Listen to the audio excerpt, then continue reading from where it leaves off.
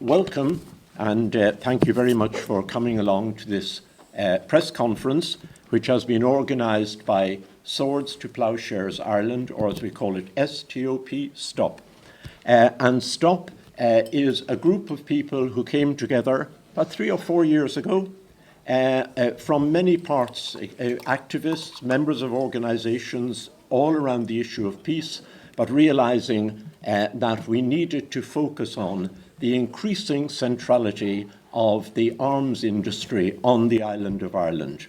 Already well established in Northern Ireland, which of course is part of NATO, and increasingly developing, and there are plans for developing it more, in the Republic, which is informally co-opted into NATO, which is more insidious than having the openness to join and have the debate about that.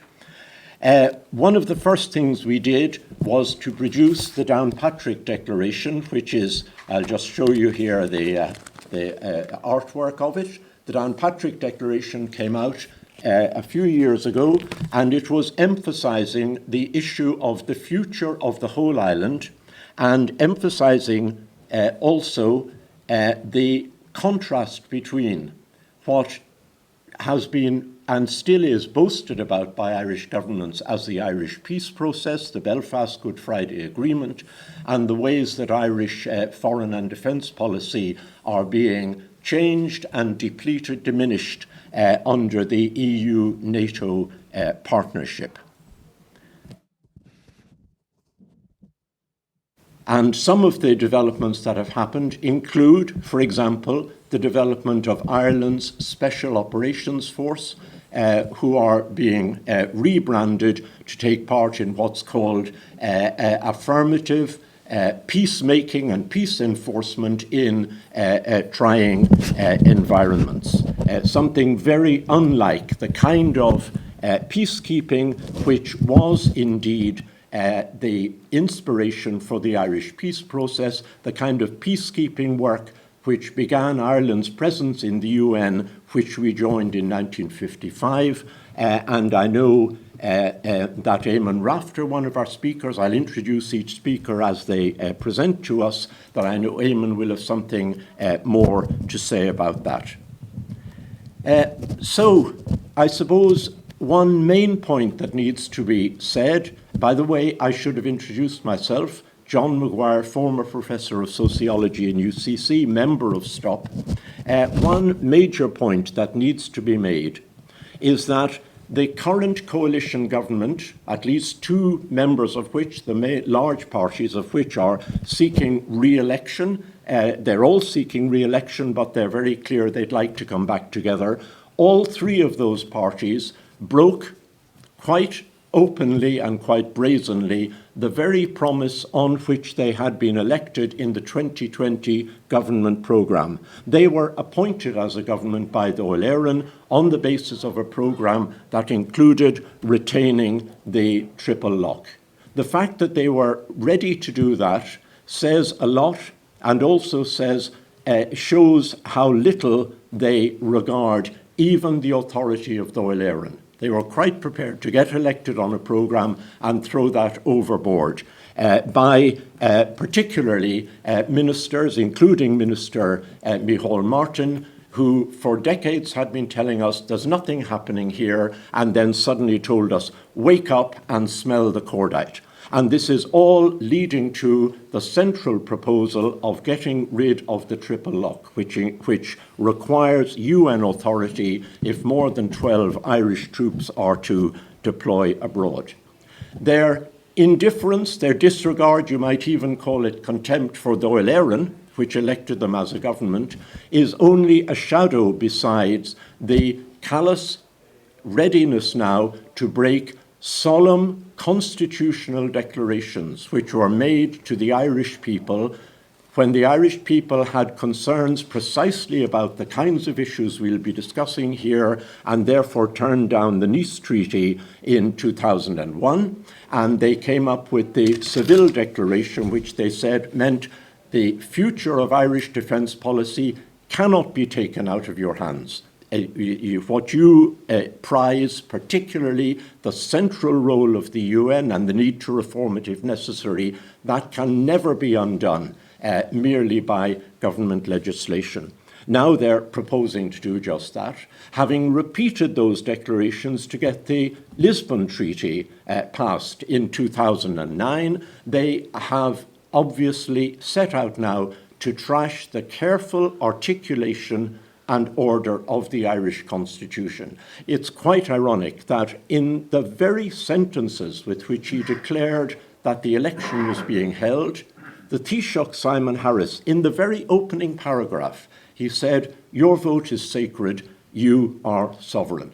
Those exact words, "you are sovereign." And the sovereignty of the people, the people's commitment to the values of Article 29 could be simply set aside by the abolition of the triple lock. It would lead us into the kind of ventures that the speakers here will elaborate on. We have a restricted time because we have to be out by 12:30, but I'm sure we'll be able to bring in these points and have some space for discussion. Of course, getting rid of the triple lock cannot make the illegal be legal. It cannot make UN authority disappear, but it can be the pathway for the further undermining and disregarding of UN authority. And the Irish people not only are hugely committed to the kind of work that Ireland has done, and even to some extent is still doing within the UN, the Irish people are committed to that, and the triple lock is a statement of intention. We are going to abide by international law. It is absolutely vital at a time when the UN Secretary General told us at the General Assembly in September that the world is now unhinged. He used that exact word. The world is unhinged, and he said, we seem to be unable to come together to address our problems. And what we need to do is to reform and put energy back into the UN, into which Ireland has put so much energy and still to some extent does, as the only forum in which there's even a possibility of addressing the huge complex of issues that face the world today. So I'm happy to introduce, we have a wonderful panel of speakers, and thank you so much. Claire O'Connor is with us now. I'll mention them. Niamh Óna Ní Bhríon, who will speak to us next, Eamon Rafter, and Claire O'Connor from Mothers Against Genocide. So I'll ask Niamh to speak, just to say that Niamh, I know Niamh would regard it as incumbent on her to be here, but we've still got to recognise not only is she a member of StoP, of Swords to Ploughshares, but she has fitted in, coming to Dublin, into a very, very difficult schedule. We're hugely appreciative. And by the way, if you want some idea of the work of the Transnational Institute, in which Niamh plays a central role, it's there spelt out in the back of the critique that StoP produced of Minister Micheál Martin's forum, which even its chairperson had to recognise failed to achieve a consensus. And what we need is more of the kind of work that Niamh personally and the Transnational Institute have been doing, and I think the synergy between StoP and the TNI is wonderful, and Niamh, you're heartily welcome. Thanks a million for the invite to speak on the panel. I'm like has been said, also very concerned about the direction that Ireland is going in terms of militarism.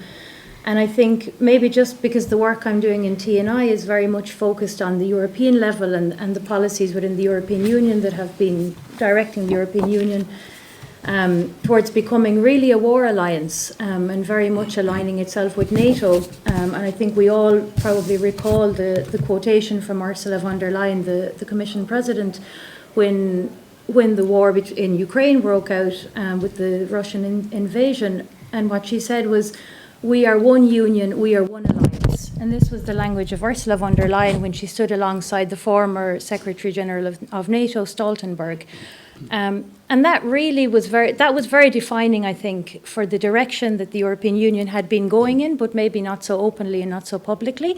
But that Ursula von der Leyen stood alongside the Secretary General of NATO and said, we are one union, one alliance. And so I think that we need to understand Ireland's or the government's rush to remove the triple lock, because the triple lock, as we've already mentioned, was something that was on the programme of government, that the triple lock for this period of government would be maintained. And now the government has said that that they're very, definite that they need to remove it. So I think that we need to see this in the much broader context of what's happening in Europe, what's happening across the world. And over the last year, we've seen that the erosion of international law. I mean, as we sit here today, right now, international law is being violated in Gaza before our eyes.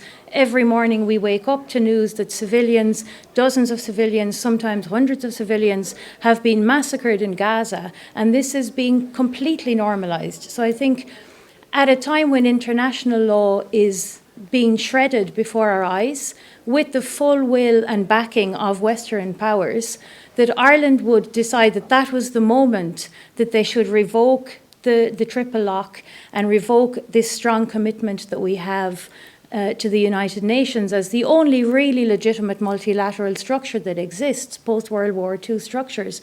It's really concerning, and it's really, I think Claire will probably speak more about this, but the direction that Ireland is going in, what that will mean for the children of Ireland. So I think that's something Claire will discuss a bit further. But kind of what I wanted to discuss was a bit of the debunking of the government's arguments on why the government is so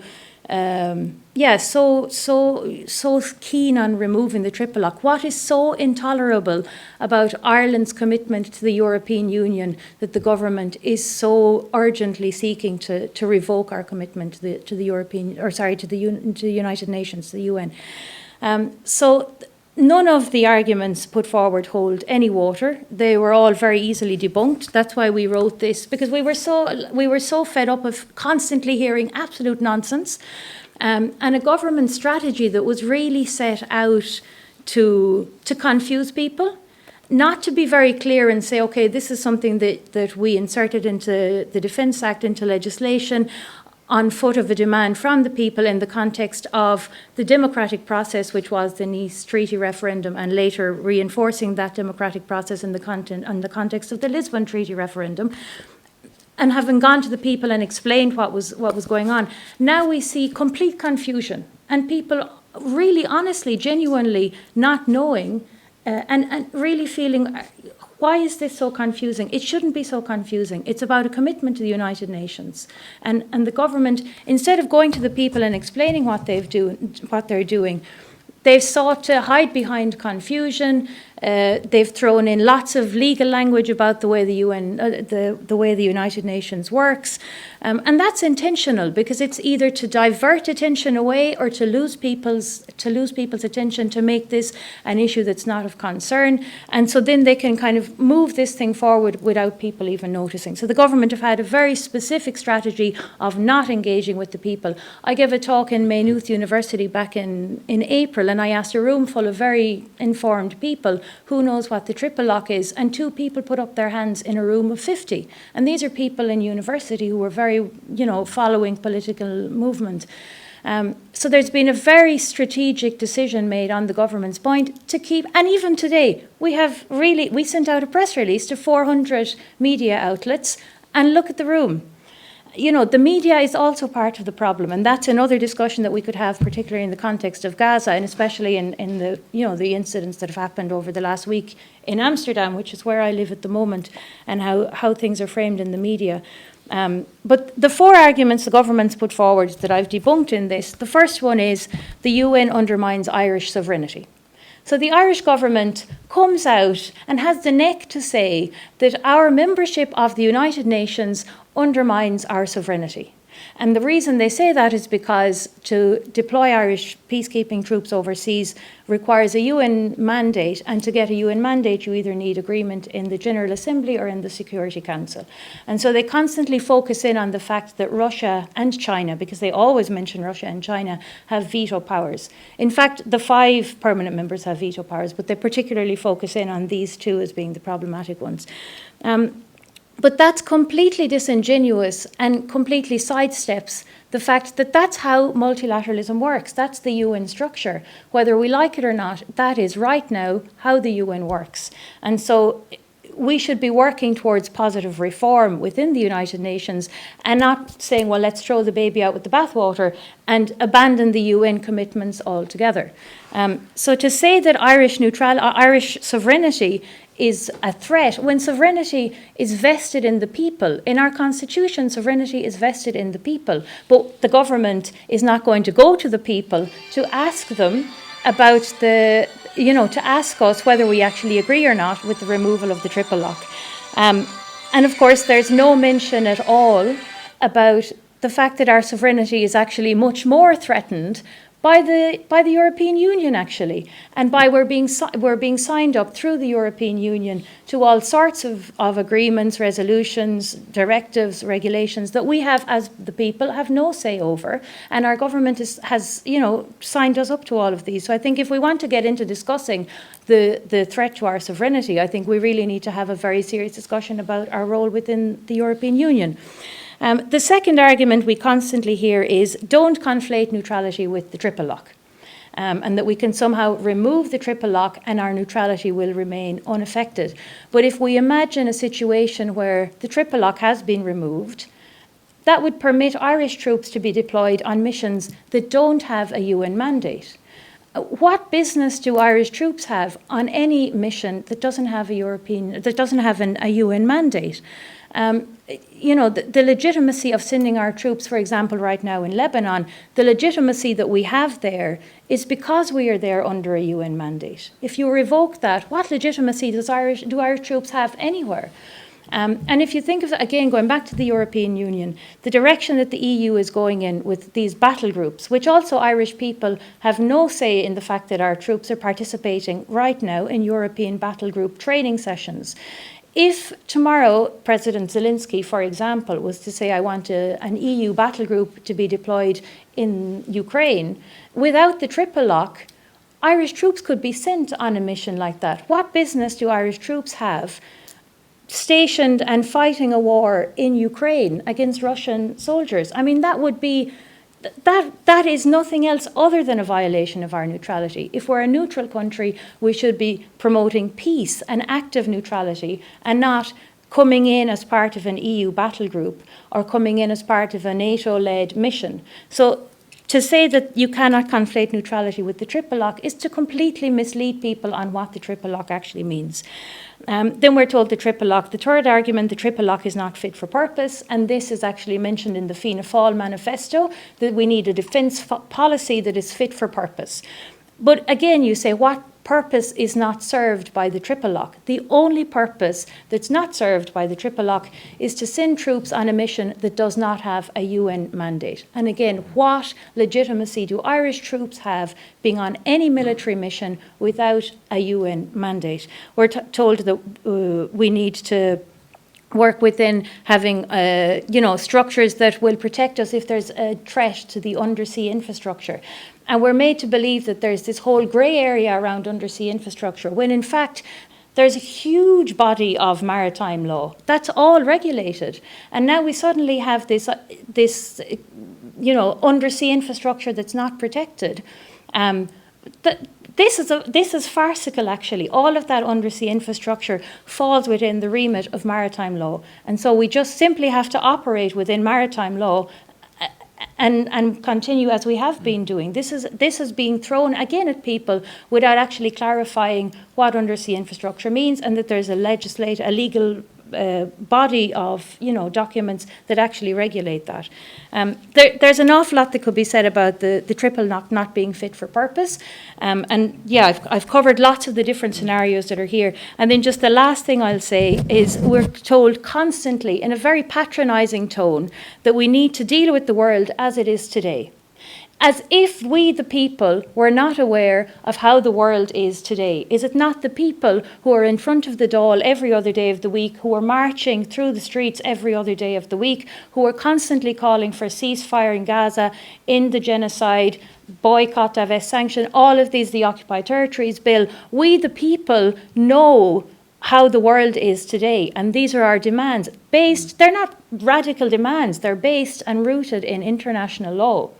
So if we want to deal with the world as it is today, it is a world that is normalising genocide, that is trashing international law, and the only way I see with the triple lock is that we maintain it as a baseline, as a minimum. So I'm probably gone over my time, but we could I'll leave spend it the at day that. listening to the development of those arguments. The wonderful thing is that you have written them there and we can follow it out. There's also an excellent publication by PANA, the Peace and Neutrality Alliance, members of whom work with StoP. And by the way, StoP, too much happens in secret rooms behind the scenes. StoP is totally open. We want more and more people to work with us. I think that's really important, and that's the note. And we have already resources, and we want to be out there and have the debate that governments have bewailed the absence of for 30 years. We're ready for that debate. We have two more speakers. Our second speaker is Eamon Rafter. And Eamon has, as will become clear, a very long and very wide and deep experience and expertise in all areas, really, of conflict resolution and the genuine making of peace, as distinct from peacemaking, not only here in Ireland in relation to the peace process, but in so many countries. The latest place that I know that Eamon is recently just back from is a conference in Nepal on the way the world is developing, and that's a conference out in the majority world, so often neglected, and the implications of that for peacemaking and development. So, Eamon, we'd love to hear your perspective. Thank you. Thank you, John. I'll be brief, but I would like to kind of address a little bit what the potential is for neutrality, because often we think very much about, it's recently been discussed that neutrality is a self-interested position. And very often it's articulated like that as a critique of neutrality. However, I would argue that it has great potential to be something very, very different. And we've already mentioned here that we see neutrality as something that can play a role in global peace building. So now, if we look at the contradictions that have been presented to us here around what the government is saying and what we think the reality is, that phrase "fit for purpose" keeps coming back. We heard it so many times in this consultative, so-called consultative forum, not fit for purpose. The reason I think we feel it's not fit for purpose is that it has been rendered not fit for purpose. It has been deconstructed over a long period of time by a series of actions that have made it, in some ways, dysfunctional and not fit for purpose. So if I want to get rid of something, I make sure it doesn't work very well, and then I say it doesn't work, so let's get rid of it.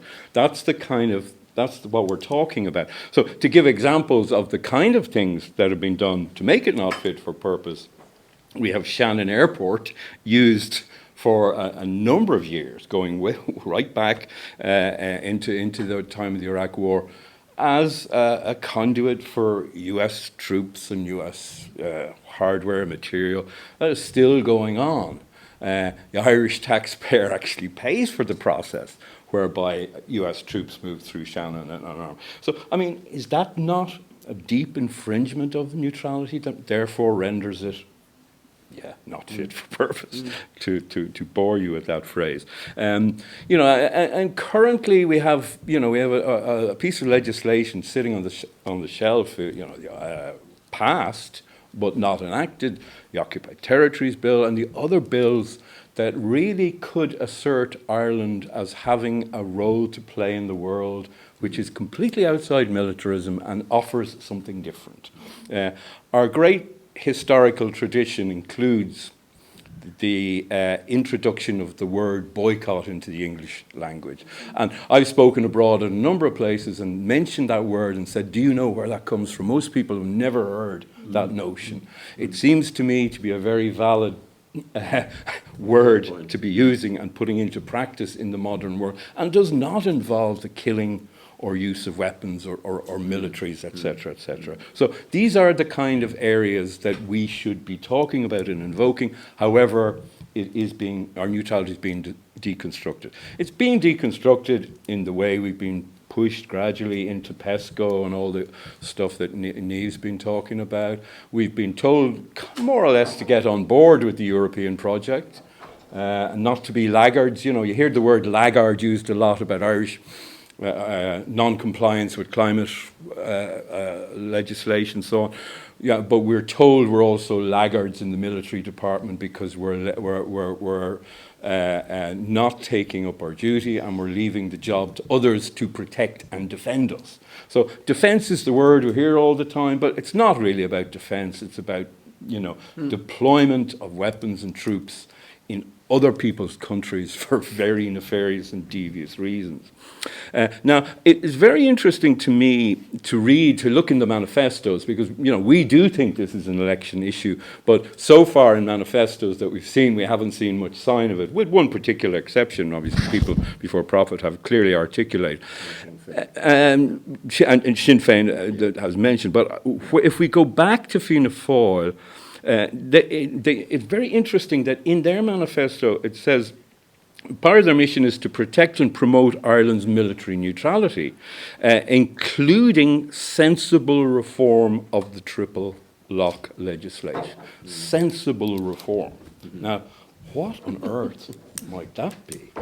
I think perhaps we're preaching to the converted here in this room if we suggest that maybe Fianna Fáil's version of sensible mightn't concur with what we think is sensible. I mean, not only is it not sensible, it's borderline crazy, and the fact that we haven't been presented with a real rationale why this should be the requirement.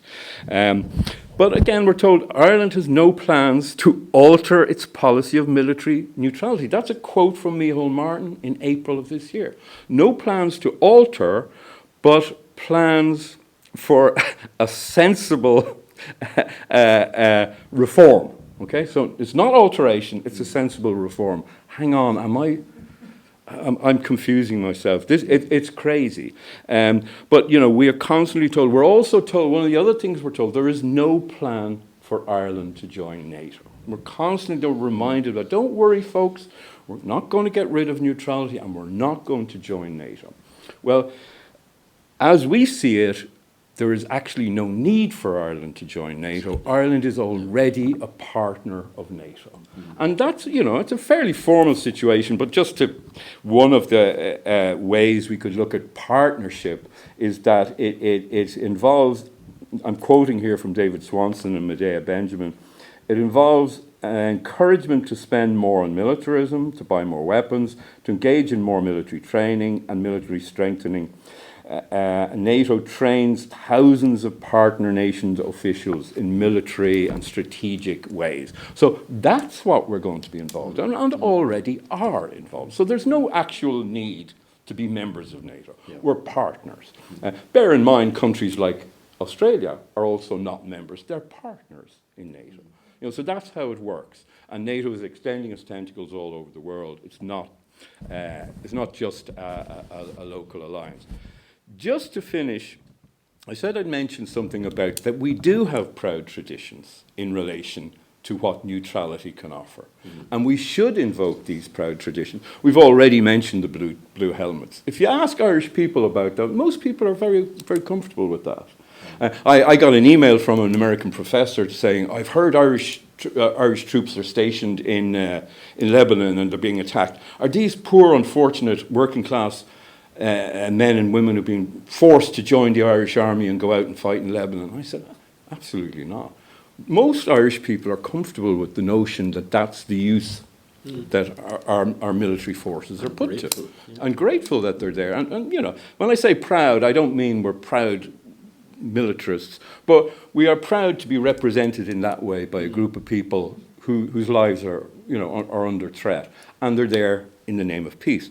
But in the longer tradition, we go right back. Ireland was in 55, you know, coming into the United Nations, played a very important role in the days of Frank Aiken in trying to define areas of disarmament, in trying and also in promoting nuclear non-proliferation. And Ireland was recognised and acknowledged as a very key player in that, as a neutral country. Much more recently, we in 2021 signed into international law. Again, we had the Treaty for the Prohibition of Nuclear Weapons. Ireland was one of the leading countries involved in the negotiations of that treaty. Very, very important, and was acknowledged as so. Countries like Mexico, South Africa, Norway was another. But there are not that many European players involved in nuclear disarmament. In fact, Ireland and Austria are the only two countries in the European Union that have signed up to the Treaty for the Prohibition of Nuclear Weapons. Interesting, yeah? Two neutral countries signed that treaty and pushed that treaty. There are 94 countries in the world who have signed that treaty. So we are seen as a country that has a capacity to play a role, a peaceful role, as a neutral country in the promotion of global peace. So let's be clear about this. It really is, the notion of getting rid of the triple lock is about moving us in a very different direction. A direction that I think most Irish people do not want to travel. And our capacity to play a significant role in the world shouldn't be underestimated. We shouldn't underestimate it ourselves. And not only that, we should demand that there's a continued option to do this. And protecting the triple lock is, as far as we're concerned, in the short term, the best way to do this. Thanks. Thank you very much, Eamon. I have met and we have seen one of the, in one sense, saddest, but equally the most hopeful and wonderful developments in Ireland recently has been Mothers Against Genocide. You know, and those of us who go to the demonstrations in Shannon, we have seen the wonderfully eloquent, silent protest of Mothers Against Genocide there. And we're really welcome, because I think each of us has talked about what is actually going to happen to real people in our world, and what kind of world Ireland wants, not to create, but to help. And that's what I look forward to hearing a bit about from Claire. And thank you very much, Claire. Thanks a million. And yeah, like Mothers Against Genocide was set up in Belfast by a small group of mothers who, I suppose, felt a sense of solidarity with the mothers of Gaza and wanted to really highlight what's happening to the children over there. So, and it's grown into, you know, a network of hundreds of very active activists, but also, you know, 85,000 followers online, a reach of 15 million every month, which I think speaks to the message of that very human, basic language as well, that, and just the visual as well, the visual of representing slaughtered children. But I think I'm really lucky that I got to hear Niamh. I chaired a session that Niamh did a couple of years ago, and I have been in activist circles a long time. I'm lucky enough to get to hear people who really know what they're talking about and have been doing this a long time. And I was just so shook after listening to what Niamh was talking about around Fortress Europe and around the march towards militarisation. And that, it was kind of mentioned here around, like, even people who are active, even people who, you know, are in spaces and are lucky enough to know people who know these things, don't know what's going on. They don't understand it. The language that's used is confusing. And like, I'm here today because I have two kids. I have a son and a daughter, and I didn't bring them into the world and, you know, spend every waking minute worrying about them and trying to protect them and keeping them safe and, you know, being aware of risks for them to be used as weapons of war to go off and kill other people's children, or for them themselves to be killed. And I don't think people realise just how close we actually are to that.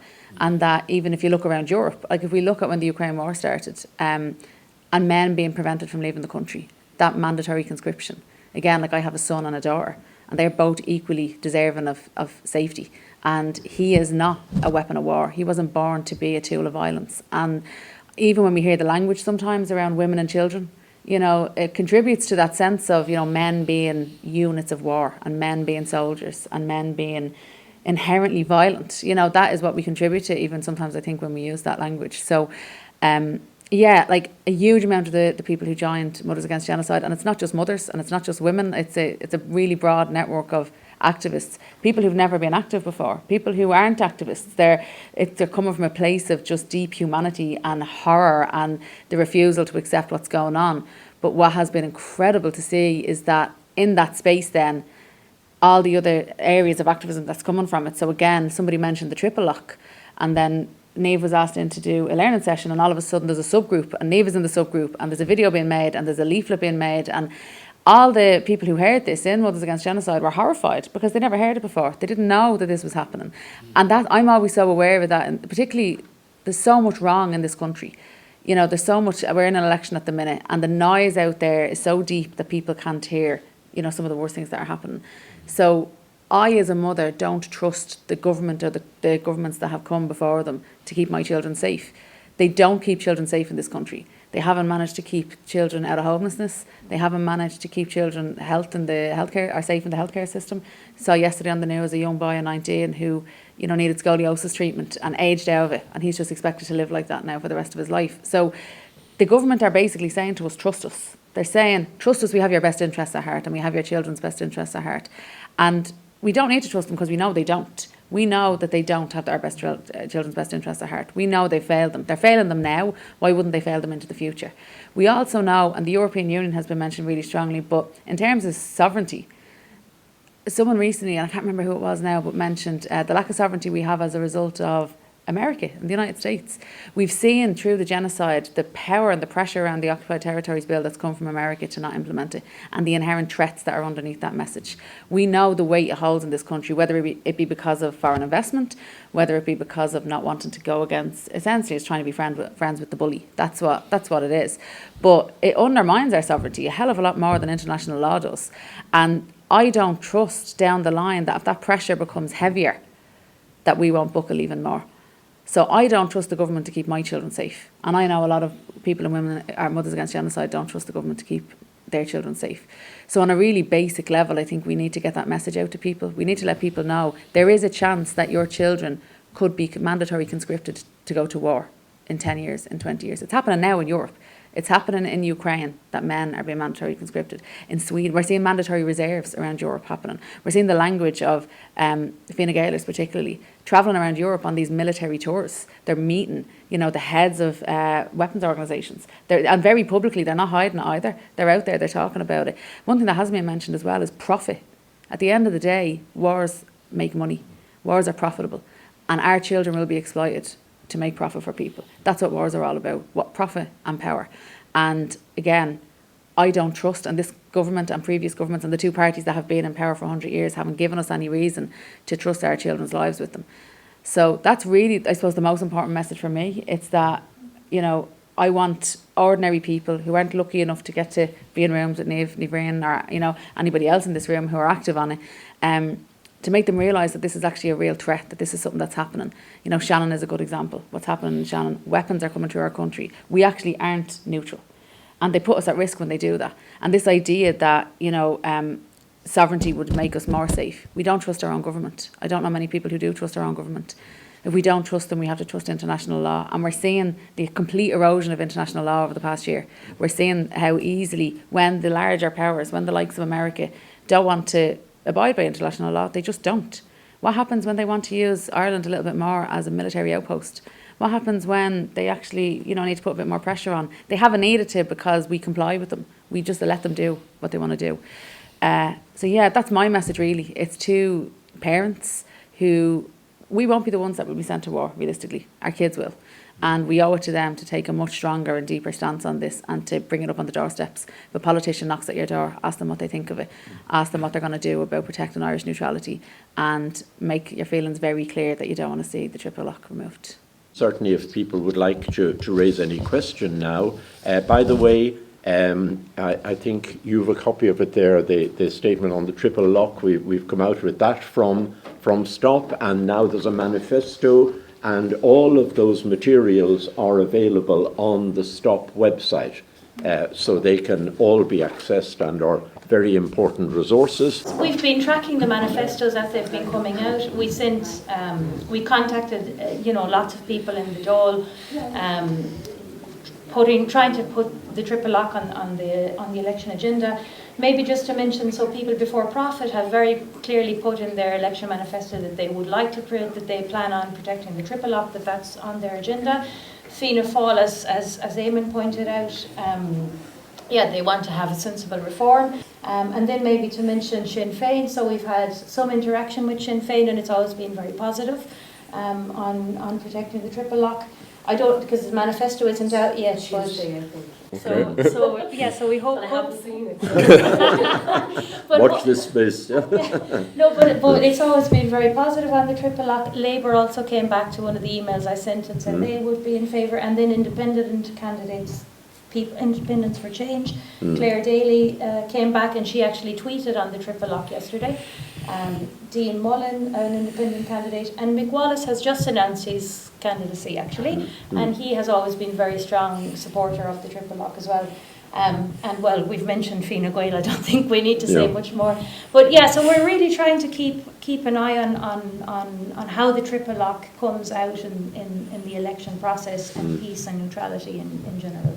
So we're not aligned with any party, with any candidate, but we do want to kind of recognise and acknowledge parties that are in support of peace and in support of the triple lock, because that's really important, that if enough of the opposition parties are putting the triple lock on the agenda, well then the government parties at the moment, they will be forced to respond to that and come out with more of these nonsense arguments, I think. So just to acknowledge that. Yes. I suppose it's just more of an update. Thanks for organising the event, and it's really useful to have that document to debunk the stuff that's been put out on the triple lock. And it's always Russia and China having a veto over Ireland's sovereignty. So it's great that that's being published and getting out into the public. It's more just as a flag stuff that I've noticed since going back into the European Parliament. I mean, it's a very different European Parliament now. It's much more fractured. But also like the resolutions on Ukraine and any of the foreign affairs now, it's calling for, and our government parties, so Fianna Fáil and Fine Gael MEPs voting for resolutions that are calling for mandatory 2.5% of GDP by all member states for military weapons, and they're voting for that consistently.